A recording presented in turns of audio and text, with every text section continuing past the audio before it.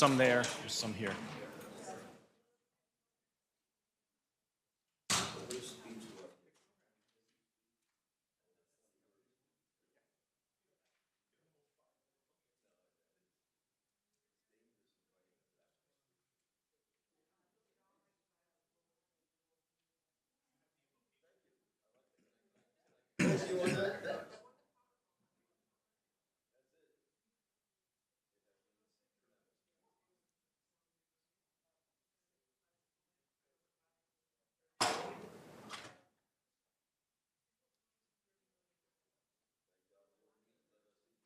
All right. I think we're ready to start.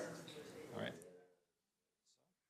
I'll start off saying hello, good afternoon. I'm glad you can be here. I'm glad we can be here. Last couple of years, we had to do this a bit differently. It still went very well, I thought, and other people, as well enjoyed it. But now we're able to, come together again and be here again to celebrate. And it's, as the title suggests, right, this is a closing celebration. Oh, I need to, okay. Hello. So, closing celebration. What are we celebrating, right? We're celebrating the fact that we can be here, all right? We're celebrating another wonderful week of Petersheim exhibition and celebration and acknowledgement of each other and, all the works that are being done. So it's more than just the week. I mean, the week is substantial, but it's the days and weeks and months of works that we've done, that were showcased during this week. And that's the works that are done by so many students. It's also the work done by faculty working alongside with the students and program directors, right? So everybody's involved and everybody's contributing and everybody's working. And we just want to take this opportunity to look back and, see what we've done and what other people have done, and just enjoy it and just, feel good and kind of take it in. And I'm glad I have the approval of Reverend Pritchett, because I'm about to call him up here and invite him up here to lead us in our opening prayer. Reverend Dr. Pritchett is also doing double duty today, so he's our keynote speaker. And I will defer the more proper and extensive introduction to Dr. Lopez, who will be introducing him in a little bit. Reverend.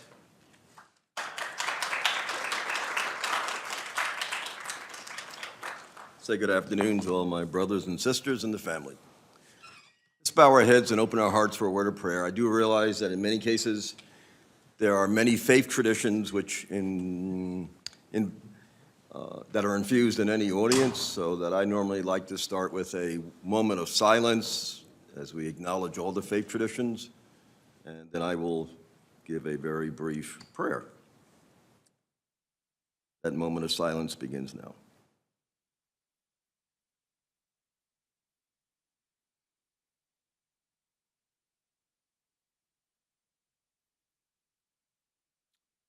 God, we acknowledge you as the author, creator, and sustainer of the entire universe. It is from that universe as you have created man and woman, and we thank you for your consideration.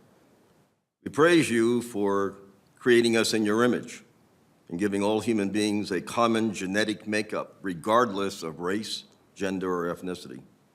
We are awed by your knowledge that there are billions of cells in our bodies, and each and every one of them tells a story of the secret of life in its DNA.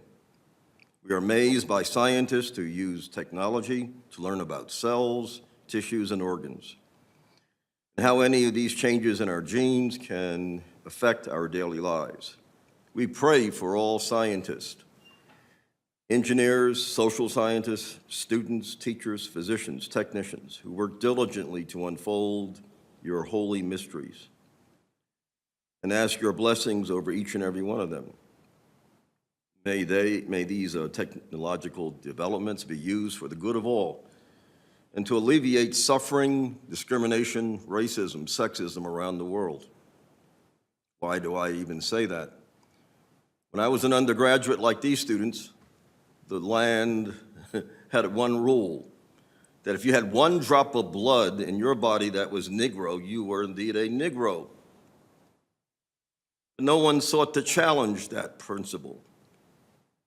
God, we would ask that we not lose sight of what your plan is for all of science. We thank you, O God, for the wisdom, knowledge you bestow upon the scientific community. We work at revealing the secrets of your creation. We stand in awe and wonder at the history of the universe and of the life on this planet. This knowledge strengthens our faith in your creative power, and we are grateful for this wonderful creation and for being a part of your blessing. All praises be unto you. Amen.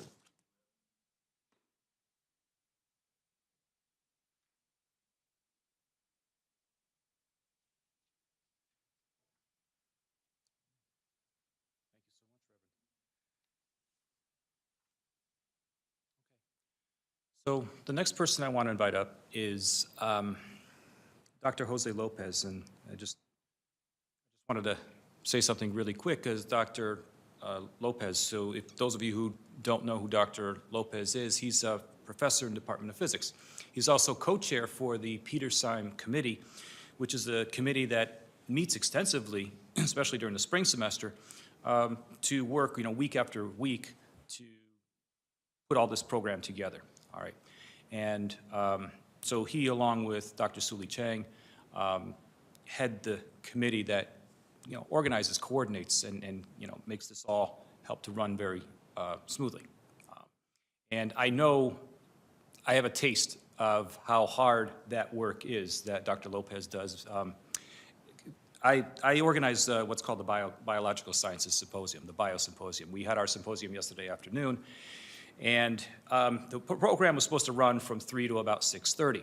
For me, it started at 1 and ran till about, well, I think 10 o'clock I left. That involves a dinner. That was very nice with a speaker. But my point being is that it was after 7 o'clock around then that I was in my office still, my door open, trying to get some last-minute things done before I had to go to my next meeting, and I see Jose Lopez going out the door, and so we just chatted for 30 seconds.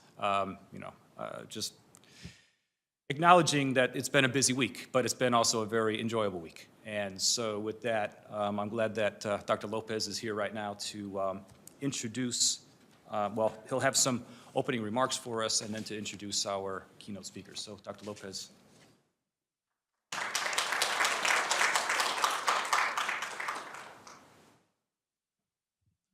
Thank you, Dr. Tall. Dr. Tall has been organizing now for over a decade the Biosymposium, and that is an incredible event. It has over 70 research posters and an extreme amount of presentations, so he's been doing an incredible job, and he, of course, is one of the most wonderful people here on campus because he also organized this event, the closing ceremony. So this week, we have had 38 different events, counting this event, that happened throughout the entire week. In total, the expo had 41 events. So that's pretty amazing. Prior to COVID, we were about over 60 events. But this is still amazing that we've recovered. I mean, when 2020 hit, we were at that 60 event mark, over 60 events that particular year of organizing. And we usually start organizing around the end of the year, so November, December, and then we start like full on organizing the expo during the spring semester, starting in January, literally when classes begin in the spring. And in 2020. Everything was organized, we were there, and then March 13th hit. And we got this email from the university that the next day, March 14th, 2020, everything was closing down. And of course, the expo was going to happen in about 5 weeks later. And then we weren't sure. There was a total panic among our steering committee as to what was going to happen. We at that point had one event of those 60 events that actually had a part of a session. It was our interdisciplinary poster session that Professor Schroen had been organizing that had a few virtual presentations from graduate students that are in education that are around the country. So we literally had almost no experience in that, but we thankfully were able to work with our IT department and Mike Supius and his team, and we were able to host most of the events. I mean, there were some of them that we just could not translate directly into a virtual event from an in-person event, but we were able to do it, and part of that was the commitment of our academic leadership here at the university, but it was also a commitment of our students and our scholars and our faculty and everyone involved, our staff, everyone involved, of realizing the significance of the research that happens and the scholarship that happens. One of the reasons, and Dr. Chang and I have talked about this over the years, that we think this is an extremely important event is it's the one opportunity that in many cases you have here at the university to do something, to take everything you've been learning, all of those prescribed courses and labs if you're taking science or clinicals that you're doing if you're working in the medical areas, and you can go out and put it all together and do some original research. Think big thoughts, small thoughts too are great, and do actual research, original research that has never been done before.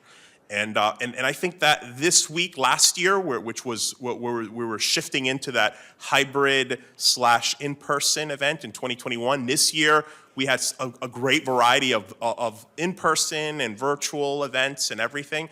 And I think that's come through. It's come through the talent that we have here at the university, the curiosity of our students and our faculty, and just that desire for discovery that we have here at the university. And that's what we celebrate here. As we've mentioned many times, and as the namesake of our expo, Matthew Petersheim used to say, we celebrate athletics so much, especially in the United States. We have championships for all sports and conferences this and national championships in this, and then we don't celebrate the true heart of what a university is, which is the mind and of course the heart and the spirit, as our university has all of those factors put into doing original research. So all of you that are gathered here today, both in person and virtual, have distinguished yourself. You've shown yourself to be the best of the best in your respective events. And what we're doing here, of course, today is honoring you. And what you will be receiving is $1,000. Sorry, no cash, no envelope or anything, or a check, but $1,000 that you can take to travel to a professional conference, pay registration fee, flights, whatever you need to present your work, up to $1,000 to present your work and take it out of Seton Hall and take it into the world and share it with the world. Your ideas are worthy of being shared with others, and are important to our continued development as a common civilization, which is a common mutual loving civilization. So, and I think that starts with the work that you do here. So I can't think of I mean, one of the most intimidating things to do is introduce speakers and keynote speakers and distinguished individuals that have had incredible lives, incredible careers. And the keynote speaker we have today for our closing ceremony, for our in fact, it's officially called the Petersheim Closing Celebration and Student Award Ceremony, is one of the true, I think, a national treasure, and I'll mention in a second why I think he's a national treasure. But in particular, one of the true treasures that we have here at the university. When I started my professorship here 10 years ago, in fact, in 2011, one of the first people here I met at the university and one of the most welcoming people here at the university was this particular individual. Welcomed me with open arms, brotherly love, and continues that to this day. Every time we see each other, it just brings a smile to my face, and I love our conversations that we've had over the years. Even this week, we had a great conversation in the many events that he organizes. So in particular, the individual that I am talking about is the Reverend Dr. Forrest M. Pritchett, who we more commonly address as the Reverend Pritchett. He's a longtime civil rights activist, mentor of many people. I include that among myself among that. He's given me much counsel and advice, so he's also he's an advisor, of course. He's had 53 years of experience in higher education, and he's been here at Seton Hall for over 40 years. In fact, he started in 1978. So if you do the math, you'll get that number, over 43 going on 44 years here at the university. He currently serves as the director of the Martin Luther King Jr. Leadership Program.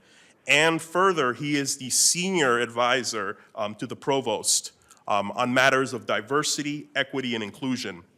He advises the Provost and works collaboratively with all of the deans of all of the colleges and schools here at the university. He works directly with the Office of Mission and Ministry, and with Father Colin in particular, and the Student Services Division and Vice President Monica Burnett on issues and programming and multicultural affairs, diversity, equity, inclusion, and he helps implement relevant and innovative academic innovations. And as I like to joke, the Reverend Pritchett has literally worn every hat here at the university that you can think of. Throughout the years, in fact, here at the university, he's been the assistant dean of the what used to be called the Black Studies Center. He's of course been a faculty member here for all of these years. He's been a mentor in freshman studies, an adjunct professor in the departments of Africana Studies, Interdisciplinary Studies, Religious Studies, and he's been the program director in particular for the Seton Hall Gospel Choir for many years. In fact, for many years during the Expo, we had the Gospel Choir event, which was one of my favorite events. He is known well for coordinating the annual Martin Luther King Jr. Day Symposium, which is a huge event over the last few years. It's still growing, which provides perspectives, very important perspectives on racism, privilege, and justice, while educating students on the principles of MLK, on our most distinguished civil rights leader in our nation. He has seen innovations like the Martin Luther King Jr. Scholarship Association, which has grown. In fact, we were just discussing earlier, there's fundraising events. There's alumni since the 1970s that have come back and are contributing, and I think that's part of the legacy of the Reverend Pritchett. And he's someone who has inspired generations of Seton Hall alumni, Seton Hall Pirates, through many, many roles that he's had. In fact, his accolades are so many that it's almost impossible to name them. I mean, as I said earlier, he's a national treasure. In fact, in 2016, he received a Lifetime Achievement Award from our former President Obama. I mean, absolutely amazing. He's received the American Conference on Diversity's Humanitarian Award. That's within the external community, but I think one of the key things is we appreciate people in our community, and we love people in our Seton Hall community. And over the years, he's received many, many, many accolades here, including the McQuaid Medal. The McQuaid Medal is given to one of the employees who've been here, distinguished themselves over many, many, many years. So he's a McQuaid Medal recipient. He's been the Employee of the Year a few times, and he's been honored as one of the great minds. And in fact, there's a website, which I looked earlier. He's in the Hall of Fame of people here at Seton Hall. I didn't know that. There's 3 people. Coach Moon from our track and field team, Miss Brenda Knight, and the Reverend Pritchett are part of that distinguished Hall of Fame of people here at Seton Hall. So as I said, it's intimidating to even begin to introduce someone like the Reverend Pritchett. But we'd like to hear what he has to share with us today. So please give a round of applause and welcome our very distinguished keynote speaker, the Reverend Forrest Pritchett.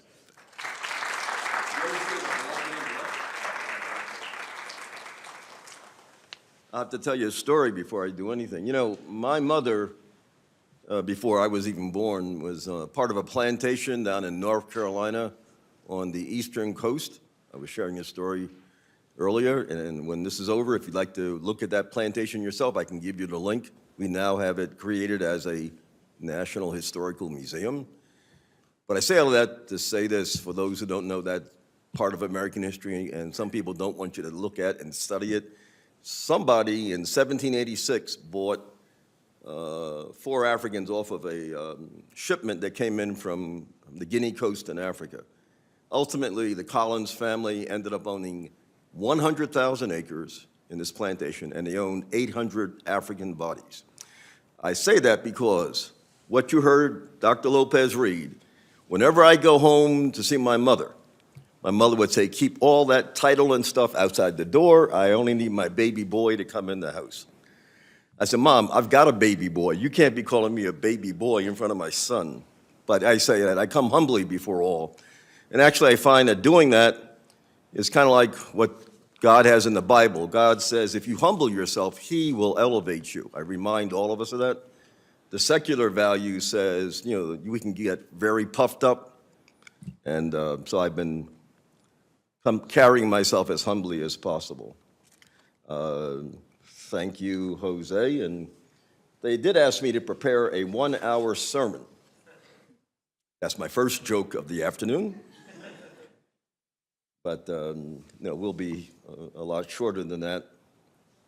The few comments I'm going to make are informed, I think, by 3 different discussions that I've had over my years at in higher education. Actually, this is the 3rd university I've worked at, by the grace of God. So I'm just going to take some short points, share them, and take my seat. One of the discussions dealt with a young man who years ago was in the School of Business, a freshman, and he got A's and B's in his business courses and flunked everything that was non-business oriented. So we were having this discussion about perspective. And he said, I don't want to learn anything else but business.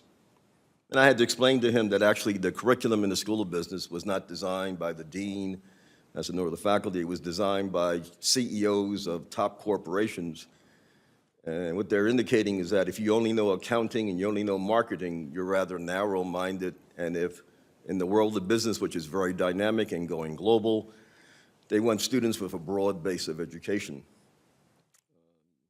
That was my first one. And then my second commentary would probably deal with the nature of the same thing for the natural and physical sciences. And that for the most part, I think all scientists are better prepared if you know more than simply what the environment is like in your laboratories. But it's what happens to what you develop in the laboratories, what happens to that in the secular world, and if you have no moral responsibility for that which you have produced, then I think we're all in trouble. So I'm going to mention a few cases of that as we move through my brief notes. Because for many of you, over the last 2 years, you know that we had many great divides in America. I even alluded to one in my opening prayer, that for the last several hundred years in the world, science and the scientific establishment has also been used not only to advance all of us, but it's been used to oppress, not directly by the scientists, but by their products, by their philosophies. We refer to this in social sciences as scientific racism. That is how the establishment of science and theorists around the world have been used to socially construct ideologies of superiority and supremacy. But yet I'm still looking as a social scientist, I'm still looking for the revolt from the scientific community to reclaim, their legacies. So when I mentioned to you all that one thing about the 1-drop rule, 1 drop of blood in the social ideology of America would define somebody as being a Negro. So that means that the majority of people, if nobody ever challenged that, that means that some people may think there's Negro blood, there's white blood, there's Italian blood. I think you see where that one's going. But it's time for perhaps the scientific community, and maybe somebody can tell me later that there is an ethical society of scientists somewhere that is promulgating appropriate views. But for a lot of the world, particularly in America, maybe none of this came to your attention until within the last 2 years, as we begin to get the veil of confusion coming down around America, around race, around compliance, around governmental authority, and the use of science So common sense says, listen to the scientist. Political wisdom says something else totally different. Disrespect. Only listen to me. Matter of fact, there was a candidate who ran for office recently who said, listen to me, only I can save you. I'm not going to mention that person's name. You can probably figure it out. He says, only I can save you. Actually, that's also been predicted in holy books, that if anybody ever shows up and says, I can save you, you better run, because that person is coming to conquer the world and take everybody with it to hell straight away. Okay, so the event I'm talking about over the last 2 years was that you begin to hear that in the African-American community, there's a lot of distrust for the scientific community, and many people have absolutely no idea what that's about. And if you don't know what it's about, then you begin to generalize that are these people in the same corner as that other group who don't want to trust anything. No, it's not about that at all. It's about how science has been used and misused in the advancement of authoritarianism, which means simply, taking over different things. Yesterday was the anniversary of an event that occurred in Europe during the 1930s and 40s. Can anybody in the room tell me? It's one of the many Holocaust Remembrance Days. It deals specifically with the liberation of the concentration camp that was at Dachau. So I call that to your remembrance, because for some people, these are events they will never forget. So we could say, what happened there? Well, among other things, science was used to destroy people very quickly.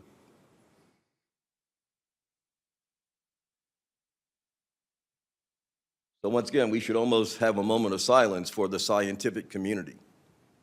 That in the name of the money that you make, in the name of the patents that you receive, I'm still waiting for that shout to come up. Take your hands off of our business. We as the scientific community will not let the government, we will not let powerful individuals discredit the work that we do. All of us in this room could probably agree relative to what happened in Eastern Europe, just how bad the National Socialist Party was, better known to many of us as the Nazi Party. We can all agree on that. We can also agree that their leader was probably a very bad person also, except if you actually look at the history, you will probably see the following, that after World War I, when Germany was in shambles, the National Socialist Party came forward. It made about 15 propositions in running for office. At the very top, the top 10 dealt with physically rebuilding Germany. The last 5 made people laugh. It talked about cleansing the bloodlines and reconstructing the cultural philosophy in Germany. Once they had accomplished the first 10, and they did the first 10 pretty well. They developed a superhighway system, et cetera, called the Autobahn today. That's why many cars that we drive in America today that come from Germany, in many cases, are the superior mechanical devices. But beyond that, when they got to the items, the National Socialist Party, toward the bottom of the list, it dealt with purification of the race. And once again, people laughed at that when they first saw it. No laughter, does not cause us to laugh today. But we all agree that was bad. If you ever actually read the works of Adolf Hitler, his personal writings, I would ask the question, does anybody know what model did Adolf Hitler follow? What model, what country did he give credit to that he was going to attempt to outdo in his administration? If you've never read this, I'll share it with you now.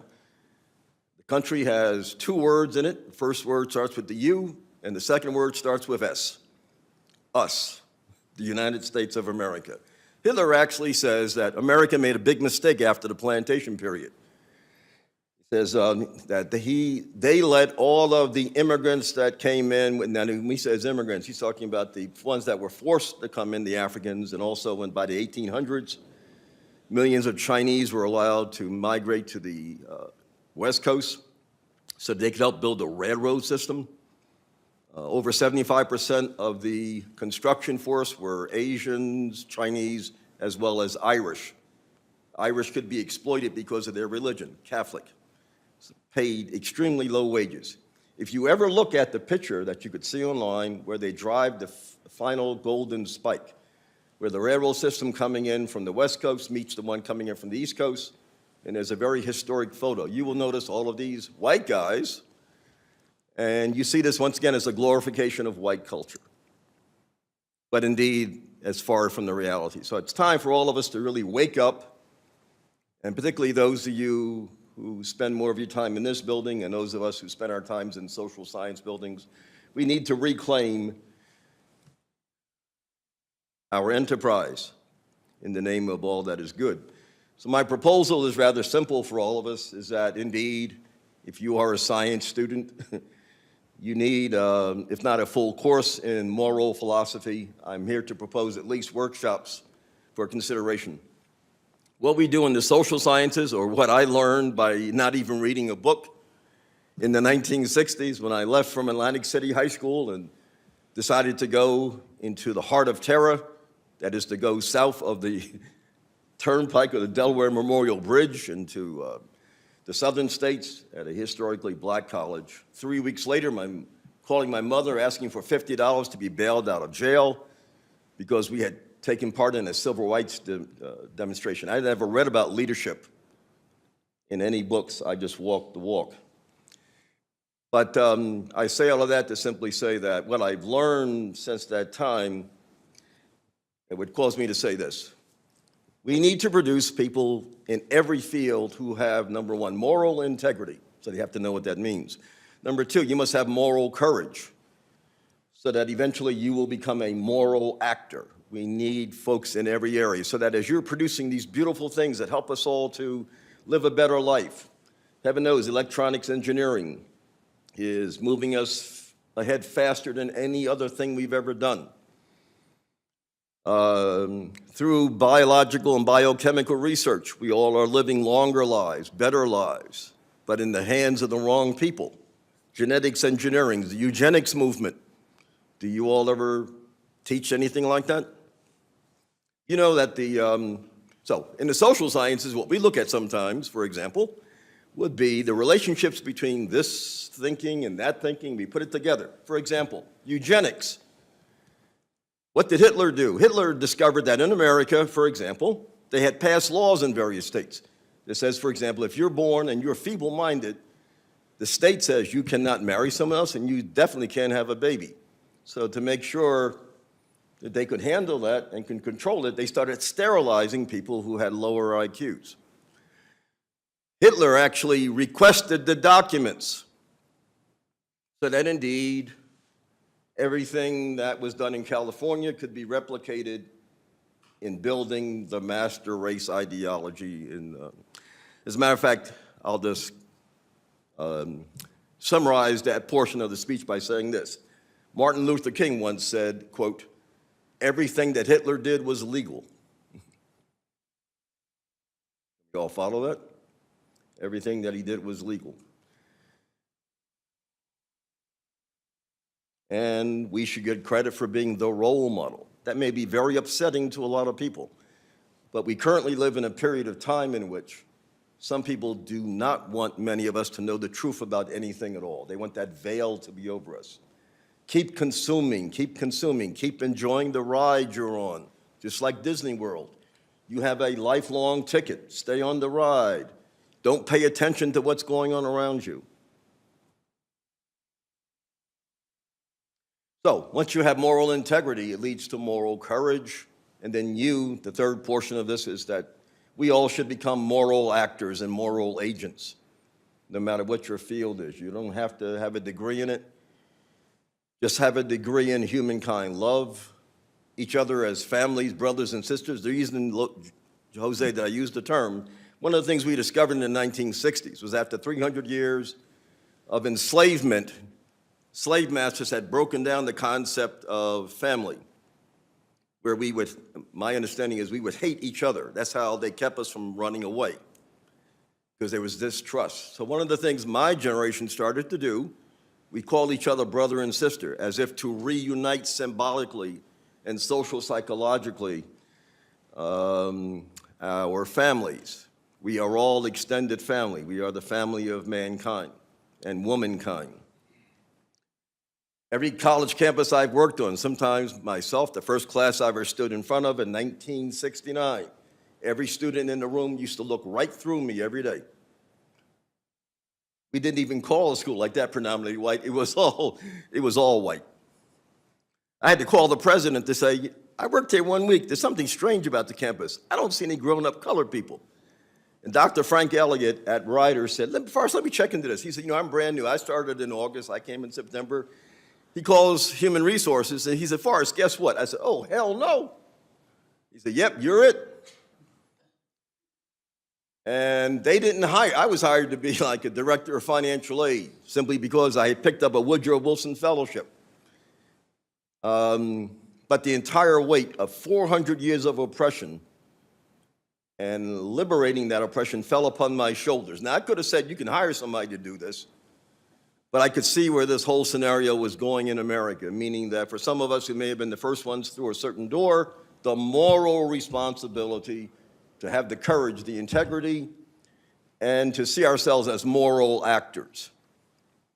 The first person, after I introduced myself a week later to all the faculty at a faculty meeting, and I mentioned almost the same scenario about being a freshman, we facilitated a sit-in. We could not get any student from the state of Delaware or Maryland to join all of us. By the way, the group that facilitated the sit-in came from students coming in from Connecticut, Boston, New York, Jersey, and Pennsylvania. Newspapers all across the country started calling us, that is us, all over the country when this was happening. If you weren't from the local area, they called us the outside agitators. So they were saying all these outside agitators have shown up at all these institutions raising hell in communities. So I would just say to you all as I close, we want to understand moral integrity so that we can develop moral courage, so that you can step forward in your spaces that you will occupy, and you will be the moral agent for change. Thank you for your time this afternoon.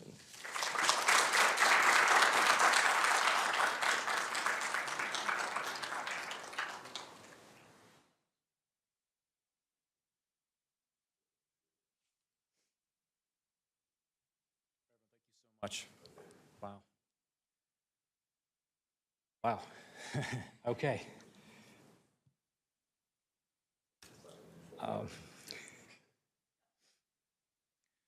So the next thing that we want to do here is kind of one of my favorite things to do is to hear from some of the students, some of the Medi students who have done work, at the Petersheim, at Seton Hall, throughout the years. And so what I'm going to do is I'm going to call your name and just ask you to please come up and maybe just like stand. I think we can make this work here without crowding each other. But in a moment, I'm going to ask each of you to identify yourself, right? State your name and your major, your department, or program that you're in, and then just give us a 1 or 2 minute synopsis of your work. What you did, what you found, what you learned, what you might want to do next, something like that. In very, easy to digest terms. All right, so don't worry, you don't have to scour through your data and things like that with us and everything. Just tell us nice and simple. All right. So let me. I also have a certificate for each of you here. I'll just read it so that everybody here knows that this certificate states that this is the Petersheim Student Travel Award presented to each individual here for a distinguished presentation at the 26th Annual Petersheim Exposition. So I'm going to call the names now, and this is in no particular order. It's just a random order here. I'll start with, and I apologize if I mispronounce your name, but Renee Wendt.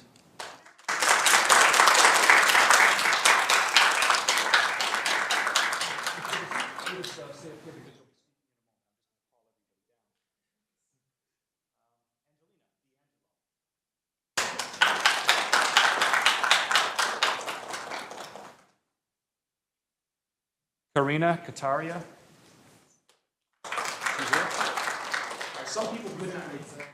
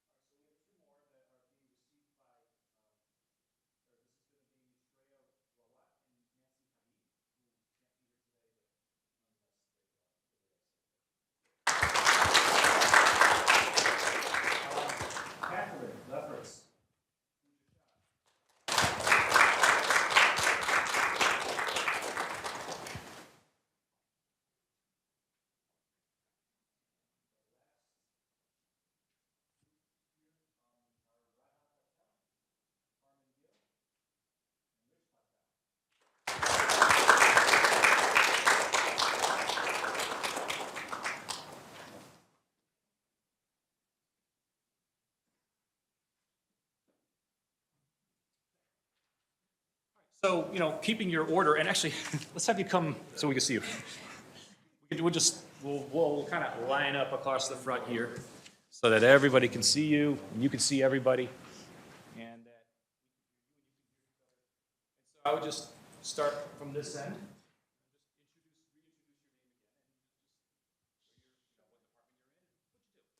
Okay. Hello, everyone. My name is Renee Wendt. I'm a senior social work student, and I did my research on smart decarceration.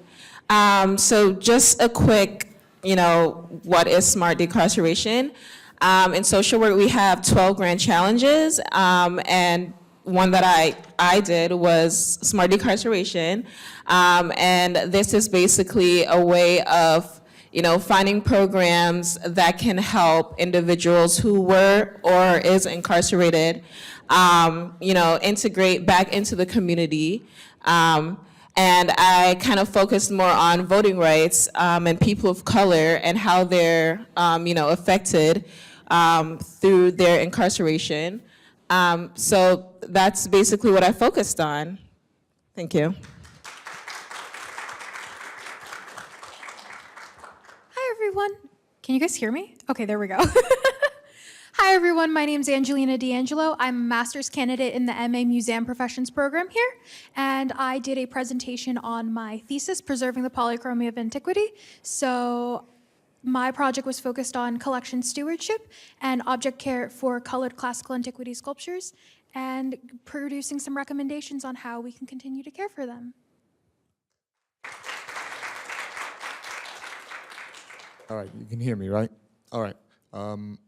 My name is Nicholas Rocha. I'm a part of the Biology and Arts.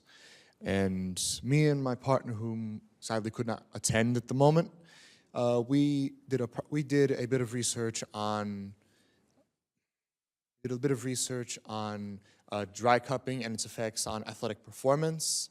And we were able to find that it had some effects as well as significant delayed effects, and we were looking on actually finding concrete statistics, creating concrete statistics, and measuring the time lapse between the delayed effects for if there are any application in the industry.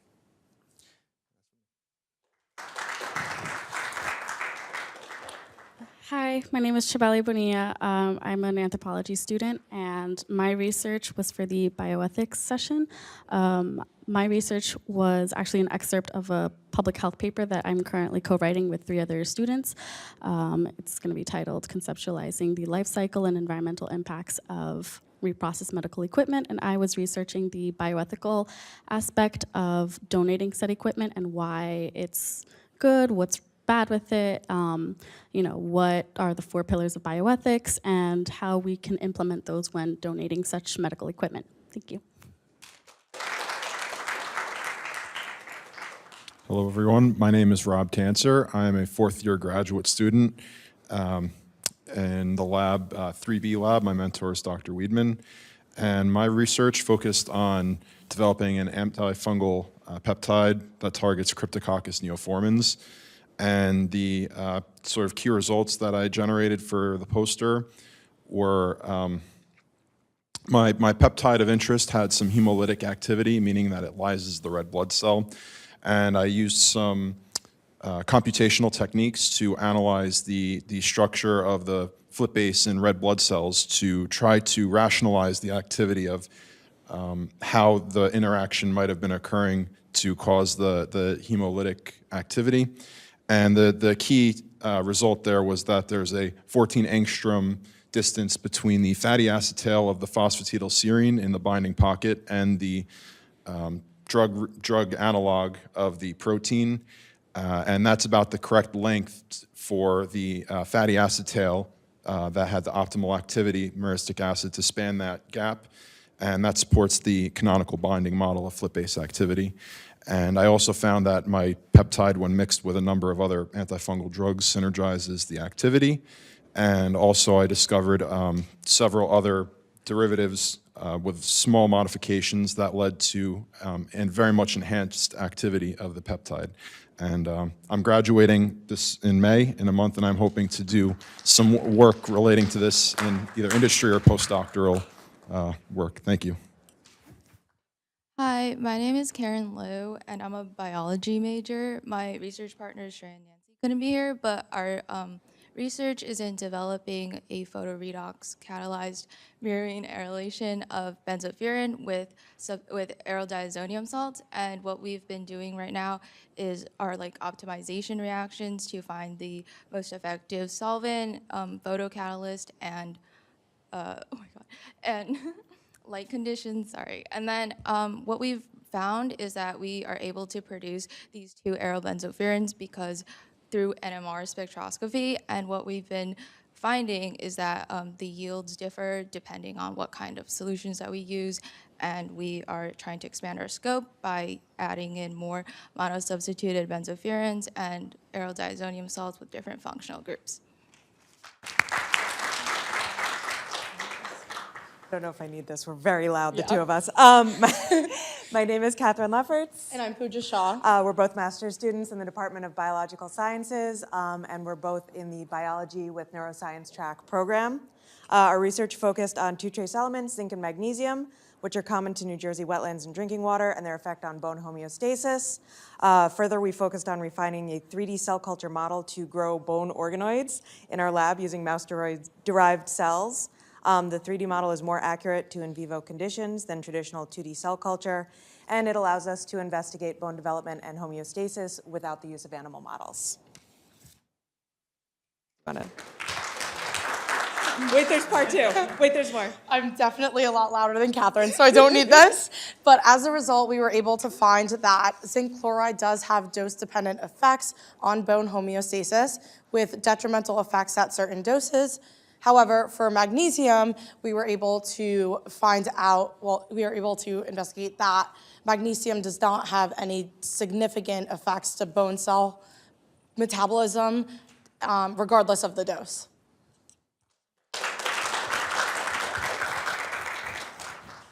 Hi everyone, I'm Harmon, this is Rich, and that's Radha, and we are all pre-med students from the Biological Sciences Department. We did our project on the antibacterial properties of curcumin and Carvacrol on Pseudomonas species and Staphylococcus species.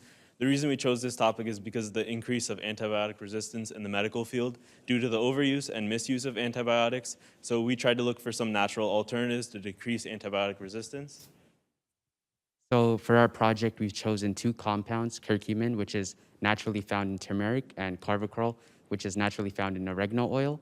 And we've tested their antimicrobial properties on Pseudomonas and Staphylococcus bacterial species, both of which are harmful species that can cause various diseases and illnesses such as cystic fibrosis and soft tissue inflammation.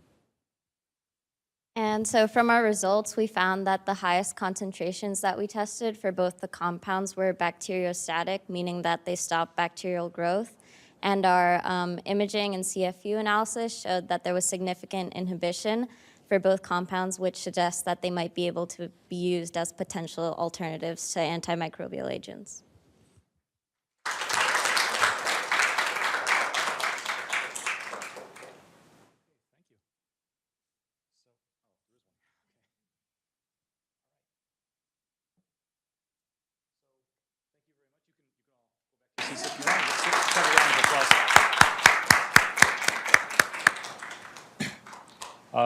Very well coordinated, the last group of three to, to speak. I like how you set that up with each other. Very nice. Again, you know, as Dr. Lopez had mentioned earlier, I mean, you're, you know, the best of the best during this presentations during the Petersheim Expo. So it's just wonderful to see and hear about your works, and to have you, you know, just tell it to us, you know, in a real short notice, because some of you I just emailed last night to say, you know, please come here tomorrow so that you can tell us about this work that you've done and been awarded. So with that now, I'm going to turn the podium over to Dr. Suli Chang. Dr. Chang is a professor in the Department of Biological Sciences. She is director of the Institute of Neuroimmune Pharmacology here at Seton Hall. She's also co-chair of the Petersheim Committee.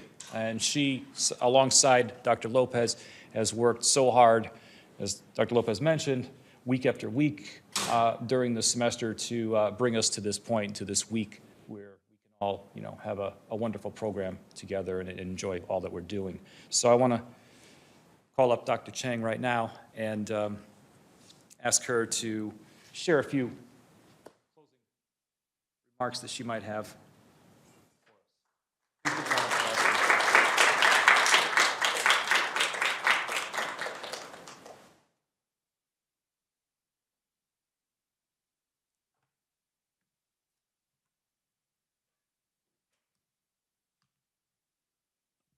Hi, good afternoon.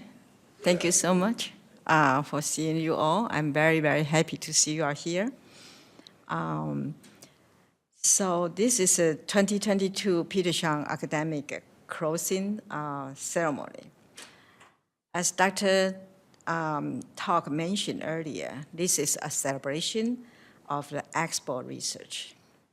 However, in my mind, closing in 2022 Expo is indeed to preface the very beginning of 2023 Petersheim academic exposition, because we shall continue the university's commitment to students at all levels, undergrad, graduate, and then postdoc levels, and faculty achievement and success as a home for scholars from every field to be able to engage in conversation within and between their discipline. Remember, Expo's logo is share, honor, and unite. And I would like to take this opportunity to thank Reverend Pritchett, his lecture. He's really always creative and with a spiritual inspiration. And every time I heard him to talk, I always reminds me that, yes, you always have to remember diversity, inclusion, in every aspect of my career, the work, and my teaching. Thank you for your wonderful talk. And also, I would like to congratulate to you all for your accomplishment. Congratulate to you and your faculty sponsor for the wonderful presentation and wonderful, very brief synopsis. Although a few of them I didn't catch well, but I think I will go to see that more. And also, I'd like to thank Academic Exposition Planning Committee, including Dr. Lopez there, and Dr. Toll, Dr. Dong, Abba, and Lisa, and Pritchett. Without, I always like to say, as a university, academics position planning committee and then actually showcase a committee, a university. Student, faculty, administrator, and staff, we come together. We compose, we plan the event to come to the celebrate, make sure it's all together. 1996, Professor Petersheim, he noticed that and he pointed out that the university, many universities, including Seton Hall, always a celebration of the athletic. We go out champagne for the game plan, but then he said, why we do not have one to celebrate our accomplishment in the scholarship? So he went to the student affair to get some funding and create one way back in 1996. And very unfortunately, he passed away in 2 years. I remember in 1998, I asked him, you are sick, do you want to continue? And he told me, yes, this academic position must continue. So after he passed away, that words always keep in my mind. So maybe that's really the reason I have continued doing cultural section since 1999. So, well, thank you to all the planning committee members. It's really very wonderful to work with you all and learning from you all and doing something, get encouragement, consultation to continue on. Okay. And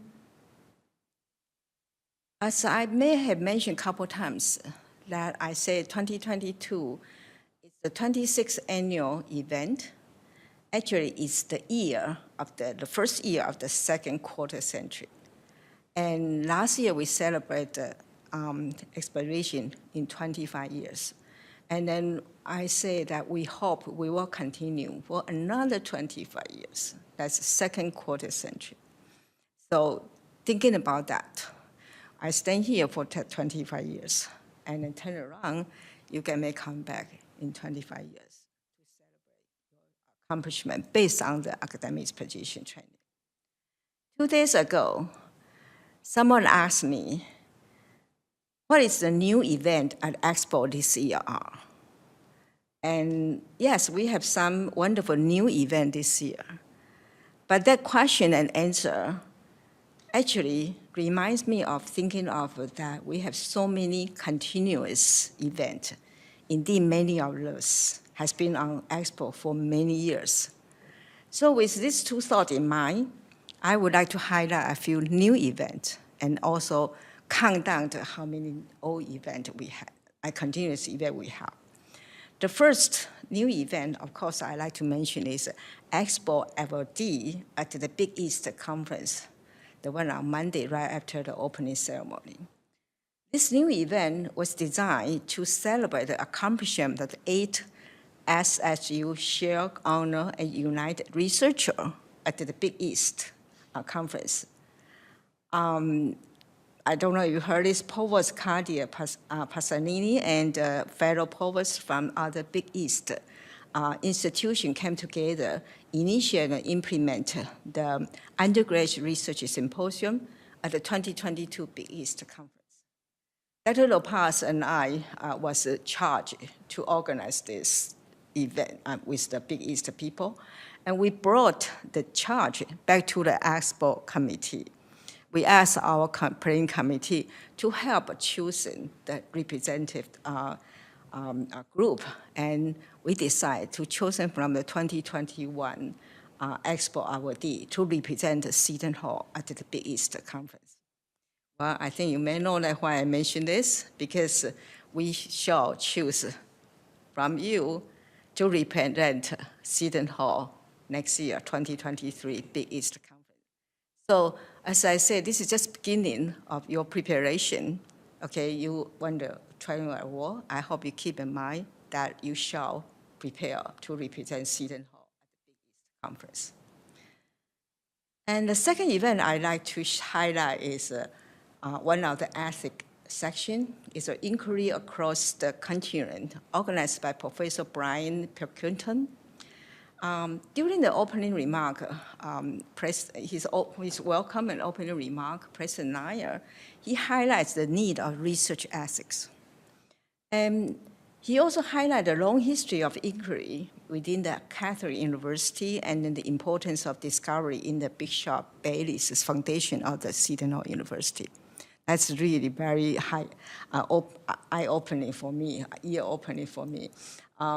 And then in addition, after that, two keynote speakers from outside, and then also two speakers, our own faculty. They come together, discuss the need of ethics in research at every level, undergraduate, graduate, and faculty research. And I wish that this discussion will continue, and everybody keep in mind the research ethic when you do your research. And the third event I'd like to highlight actually is called Call 3 and the Catholic Intellectual Tradition. They have 3 sections. It's happened this morning. It's organized by Eric Johnston. The reason I particularly want to mention this, Dr. Johnston have no clue, really, he was so confused how to organize an event at Expo. And he reached out to quite a few people. He still cannot get square around, and finally he has come to ask me. I was lucky, I have the 2023 schedule post in the McNulty Hall room 321 when he met with me, so I pointed out to him. And then he said, oh, he got an idea. So went through quite a challenge that he organized 3 sections today. And I was lucky to be able to attend the second one. I was so impressed of the speaker. The theology's student presentation is really very knowledgeable. And so I come to realize, just I say that for the Expo, I come to know more about our university rather than just within my laboratory, being the biomedical researcher. So with these 3, I know we have other new event. And okay, the other event I want to mention is a faculty research presentation. For some reason, many years, faculty always think the Expo is only for the student. We faculty sponsor them. We watch them stand behind the background. But luckily, last year, we were able to have one good faculty research presentation. And then this year, I'd really like to thank Norma, who is also our committee members. She is so patient and then engaging. I think it's almost 20 faculty, and they have a 4 hours long presentation. And I was lucky, as I say, I was lucky to be able to attend quite a few of them. And so I kind of feel so many years, I always feel that that piece of the faculty presentation is kind of missing. Because the year before 2020's presentation was 2013. So thinking about 8 years, no faculty presentation. So 2021, we have some, and this year we have more. And they say we shall have more. So you can see that the culture from, as I mentioned, that from undergrad, graduate, postdoctoral, faculty, so research coming all together, okay, because this new event comes in. Okay, so I want to take, I have 2 minutes, okay? I count down some continuous event, okay? First event will come to my mind as it's interdisciplinary study abroad oral presentation event that's organized Professor Martha Shaw. I don't know how many years already, okay? And interdisciplinary education on older adults across the look, Professor Don Apka. I think this is relatively new, but it's also continuous event. And chemistry, biochemistry symposium on Tuesday night. I asked Cos, I say, how many years you have? He said, 27 years. So we have 26 years. He said 27. That means Dr. Petersheim actually organized their own department's symposium and used that as like a model, reach out to many, many other colleagues. And physics symposium on Wednesday evening, I believe it's more than 10 years, right? Yeah. And I I actually like this one particularly lately because at the end of their symposium, they actually choose their awardee the best in memories, Dr. Kim, which is their former chairperson, and the long-standing, outstanding established physics education. I really like to that. Every time I must stay to the end to listen to that, and then even continue to listen to the story. I just like it.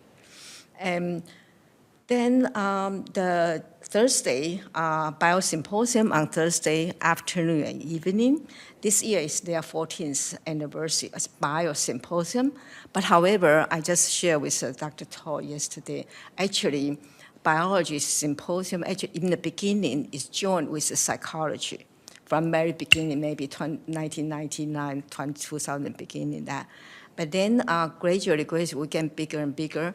And then also psychology, we kind of become separate and then do our own. And so biology has on the Thursday afternoon and then Thursday evening. And psychology, in the beginning, they will have a Friday afternoons section. But then gradually they found out that Friday is so busy. So they choose the Friday before Expo. So their section this year is April 22nd. Okay, that's psychology. That's our event. And then also Friday, we have maths, and computer science, right? And then, of course, the first year symposium by Reverend Pritchett.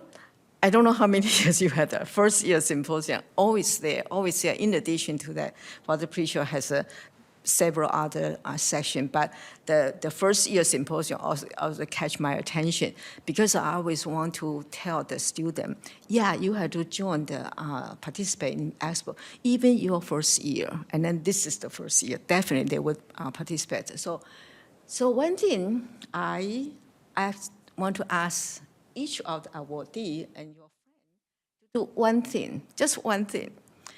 Email 10 people about Expo to share with them your award and tell them about, consider coming to Expo next year.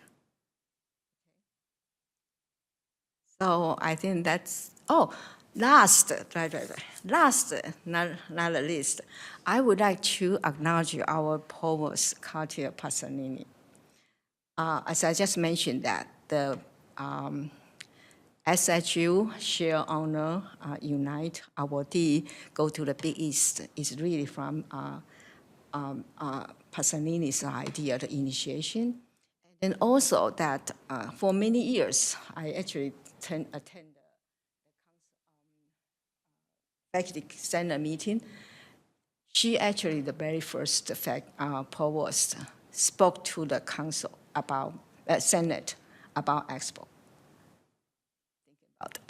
Okay, I co-chair this session for 20-some years. This is the first time I heard that the provost talk to the faculty senate. Yes, the Expo is coming. This is so important. And then also yesterday, for the biology symposium, right? And then we very regret that there is one event, networking event, to share with, meet with, it's called appreciation event. And Forrest Pasanini would be a peer to that. And then for us, for the biology symposium, we are engaged our event. Of course, conflict, we cannot go there. We definitely will not be able to go there. However, it was so surprised that she heard from Dr. Lopez that we have our biosymposium here. She dropped in. After 20 minutes, we started. And the lecture is biomedical research, of course, so it must be pretty rusty to her, but she stayed there to show her support. So I really like to give my sincere thanks to Provost Pasanini, and if you get a chance to see her, do say thanks to her. Okay.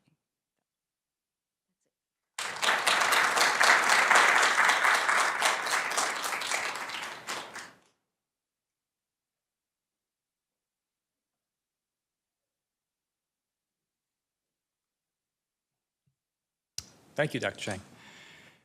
All right, so one of the things, I was think about Dr. Chang, accomplishes so much, does so much, director of neuroimmune pharmacology, full professor, all. And you'd say, well, okay, so what is it about some people that they succeed so well? And one of the things, among numerous things, but one of the things we just heard today was what next? Because very early in her closing remarks, she mentions 2023. This is a point now we start to think about 2023. What's next? And so I just leave you with that, along with Dr. Chang's charge of going out and sharing what you about this expo, what you've learned, and what this expo is about with other people. That's what's next. For me, what's next is two more things. Maybe three. One is acknowledgements. I just want to keep this hopefully brief and sweet. I want to first thank everybody for coming here. Thank all the students for what they've done and for coming here and sharing their work with us.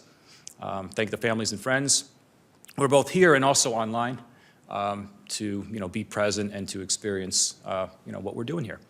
I also want to thank Mike Supios, Michael Pisciati, and their crew for the audio, visual, the media, broadcasting this on the SHU YouTube. So a call out to them for their work, what they do throughout Petersheim, making this all run like it does.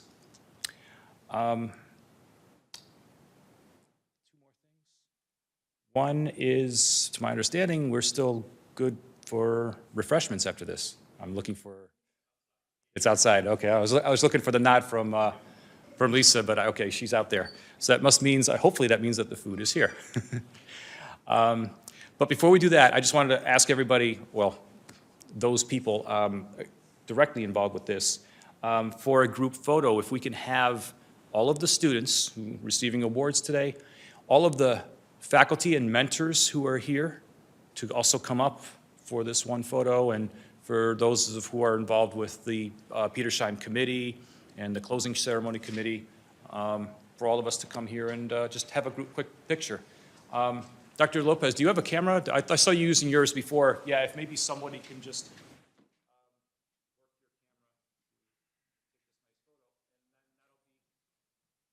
that'll be our event.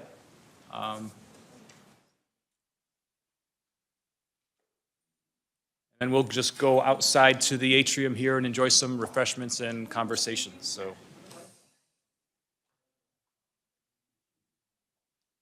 we'll organize this. Taller people in the back by default, and